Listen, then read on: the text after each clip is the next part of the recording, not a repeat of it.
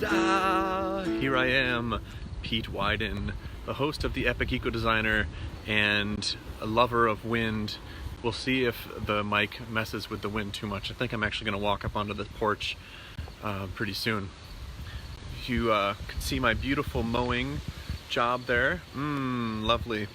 So, I had this inspiration in the middle of the night. Hello, Ben.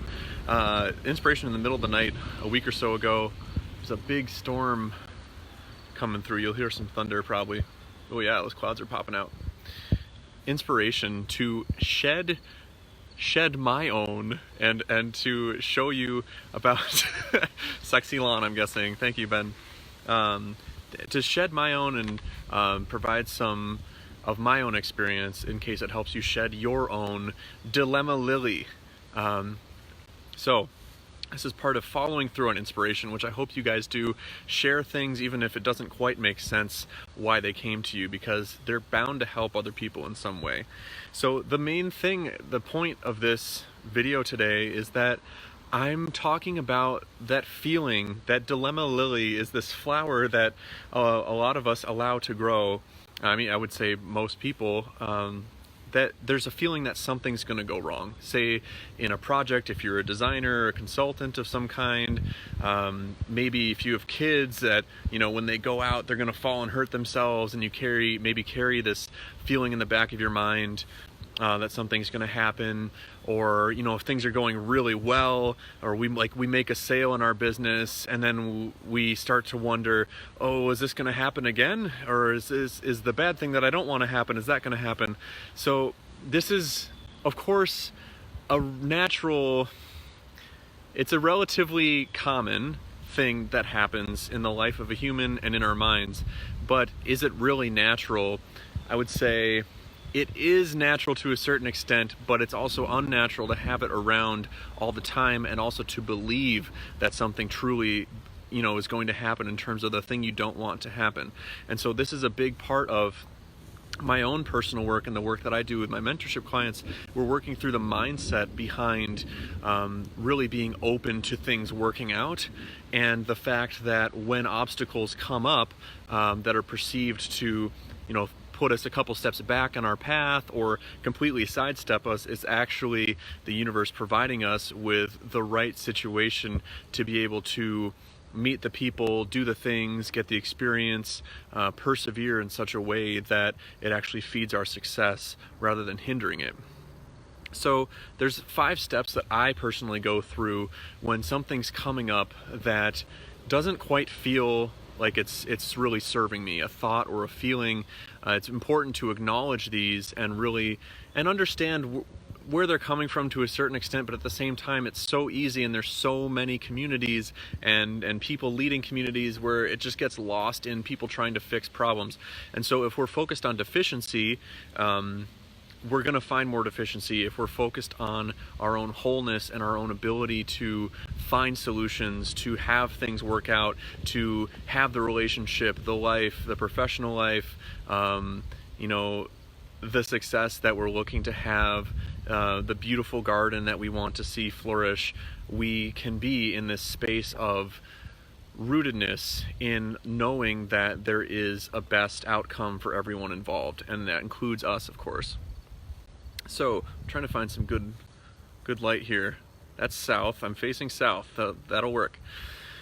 So 5 steps. The first one being aware of the fact that there is something perhaps in the back of your mind that is this dilemma lily, as we're calling it, and acknowledging it is the second step. So if you're watching this, you know, you can probably think of something. You can use a simple example in your life. You know, is there a feeling in the background when good things are happening, and also just in general, that, you know, maybe it's like a low buzz of anxiety, or just maybe some unsettledness going on? It's so important to just allow your awareness to ride that without getting focused and wrapped up in it and trying to stop it, because when we actually let these things flow through, hey Matt, then we're able to honor them and let them pass. And that's what we're really doing. It's, you know, we're weeding out the garden but at the same time, we're not just trashing everything, because that's not going to make us feel very good. These things come up in our lives for a reason. So being aware of any background noise that is really, it can be based on something real, but often based on something where we're just perhaps conditioned to think that, well, things are going to go wrong, or that there just has to be this feeling of pressure physically, mentally, or emotionally in our lives. And acknowledging that we want to change, and that there is a freer way to live and a best outcome where things actually do work out really well for us. That's the second step that I go through, is acknowledging that we have that desire to change. Really also, it just acknowledges the fact that we have the power and the worthiness to be able to accept that best outcome for us, and accept that that relationship we're looking for is going to come into our lives, or that those amazing clients are going to come around at any moment. At any time, those moments that are just bring us ecstatic joy can happen. And especially when we're aware of the fact that they can happen, we realize that they're happening. We might not have been noticing them before. So this is about appreciation as well. But another piece of this is, how rooted do we feel on a daily basis at any moment? It's not about feeling like a stick in the mud, or trying to stay in one emotion as if that was the end all be all. But it's about being rooted within yourself and finding home within yourself, knowing that you can trust yourself to be able to bring you to that space of awareness where you can see and feel the opportunity and possibility. Hey Astrid, great to see you here. You can be open to the real possibility and your worthiness of being able to receive the things and the feelings and experiences that create a lot of joy, rather than feeling like things are going to go wrong. Because like I said, if things go wrong, it's actually pointing us in another direction where we can grow in. And when we bring joy, when we bring grace to those moments, that's when we really grow. And that's when we make meaningful connection with ourselves, with other people, and realize that all we're really searching for is our ability to rely on ourselves, to be able to trust ourselves, be our own best friend when the going gets rough. So finding a root within ourselves, thinking of yourself like a tree, and tapping into that deeper space, that deeper aspect of yourself than just our body. There is that spiritual self, there is that intuitive self that that allows us to be present and not be caught up in external things.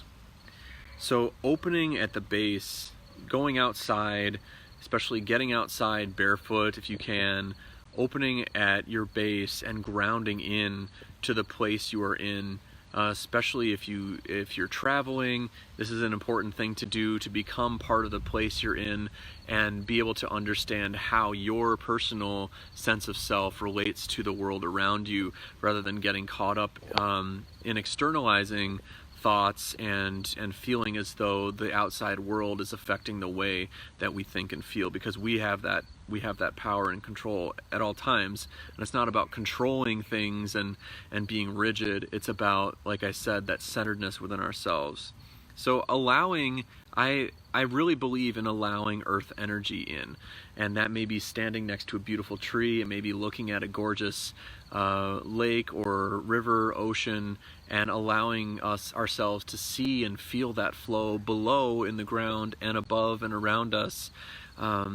These nature energies that are moving the wind, are bringing the sun, are causing the thunder, tapping into those and finding our own sense of relation and how we can feel in tune and present is really what this comes down to. And in being present, in being actually present, and not trying to impose our own perspective or our own thoughts or ideas about how things should go, or potential fears about how things could go if it's something that we don't want to happen. The only thing, Astrid, that's a wonderful idea to make a song. I may have something to share on that. So this is an important thing that I'm here to teach, is the fact that energy is of course real. We are made of energy. We are surrounded by energy at all times. And depending on the energy that we align with is the energy that we'll see showing up in our lives. So how do you want to feel? And the reason I talk about going out into nature and bringing in that nature energy is because that's time and again what brings me back to center and allows me to let life flow and unfold and loosen up and rearrange around me to have the most amazing outcomes become real and become the people, places, things, events that I'm surrounded with and that I actually notice because I am present and realize that I can surrender into these energies around me. You know, even if I'm in the city, finding people with a smiling face, finding the light, finding the plants, seeing the color, seeing the art, and tapping into those things that I want to notice, that takes me further into the reality that I want and allows me to shed that old unneeded feeling that's actually hindering us that something bad is going to happen. So shed that dilemma lily. If you are feeling some type of burden or whatnot, it's important to give that respect and honor it, be aware of it, acknowledge it, and then tap back in to your own center.